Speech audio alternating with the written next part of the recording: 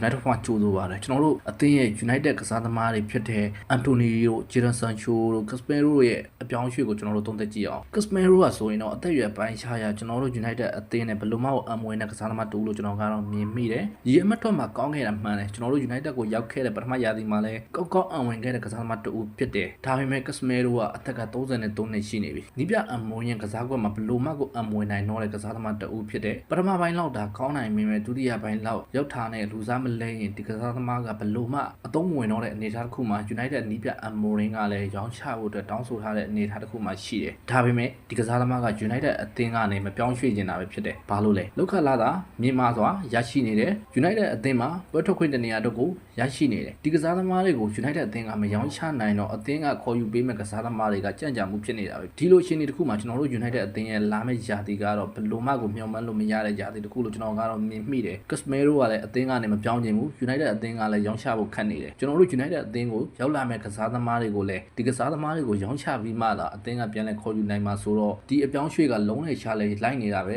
ဖြစ်တယ်ကျွန်တော်တို့ United အသင်းရဲ့ကစားသမားတူဖြစ်တဲ့ Anthony ကိုကြည့်ရမယ်ဆိုရင်တော့ Anthony ကတော့ပြီးခဲ့တဲ့ရာသီကရေပတ်တဲ့အသင်းမှာကောင်းကောင်းစွမ်းဆောင်ကောင်းတွေကိုပြသခဲ့တဲ့ကစားသမားတူဖြစ်တယ်ရေပတ်တဲ့အသင်းကလည်းဒီကစားသမားကိုပြန်လည်ခေါ်ယူခြင်းနဲ့ကျွန်တော်တို့ United အသင်းကလည်းအငှားမဟုတ်ဘဲနဲ့အပြီးသက်ရောင်းချခြင်းနဲ့ဒီပြောင်းရွှေ့ကလည်းမထင်မှတ်ထားတဲ့အချိန်မှာဖြစ်နိုင်မယ်လို့ကျွန်တော်ကတော့မြင်မိတယ်အခုလက်ရှိ Transfer အပြောင်းရွှေ့မှာတော့ United အသင်းရဲ့ကစားသမား Anthony ကတော့ရေပတ်တဲ့အသင်းကိုရောက်ရှိနိုင်ွယ်များတဲ့ကစားသမားတူဖြစ်တယ်ရေပတ်တဲ့အသင်းမှာ18ပွဲကစား9ဂိုးသွင်း2ဂိုးဖန်တီးမှုပြုလုပ်ပြီးတော့ဒုတိယရာသီပွဲမှာရောက်လာလို့ဒါရေပတ်တဲ့အသင်းကဒီကစားသမားကိုအလုံးစုံမယုံကြည်ဘဲနဲ့မခေါ်ယူနိုင်ဘူးဆိုတဲ့ပုံစံမျိုးမှရှိနေတယ်လို့ကျွန်တော်ကတော့မြင်မိတယ်ဒုတိယရာသီပွဲနဲ့ရောက်ရှိလာခဲ့တဲ့အသင်းမှာကောင်းမွန်တဲ့စွမ်းဆောင်ရည်ကောင်းတွေကိုပြသခဲ့ပေမဲ့ဒီကစားသမားကရာသီတစ်ဝက်စာလောက်သာကောင်းခဲ့တဲ့ကစားသမားဆိုတော့ရေပတ်တဲ့အသင်းကလည်းပြောင်းရွှေ့ခြင်းပေးပြီးတော့ခေါ်ယူဖို့အတွက်ကိုသူတို့အတွက်ရင်လေးနေတယ်လို့ကျွန်တော်ကတော့မြင်မိတယ်ရေပတ်တဲ့အသင်းကလည်း Anthony ကိုခေါ်ယူခြင်းနဲ့ကျွန်တော်တို့ United အသင်းကလည်းအပြီးသက်ရောင်းချခြင်းနဲ့ဒီအပြောင်းရွှေ့ကလည်းကြံ့ကြာအောင်မဲ့အပြောင်းရွှေ့တစ်ခုဖြစ်တယ်နောက်တစ်ဦးအနေနဲ့ကတော့ကျွန်တော်တို့ရဲ့မြန်မာကြီးဦးကောင်းဖြစ်တဲ့ Jadon Sancho ကတော့ Juventus အသင်းနဲ့သဘောတူညီမှုတွေရရှိသွားပြီလို့သတင်းတွေထွက်ပေါ်ခဲ့တယ်အဲ့ဒီသတင်းတွေ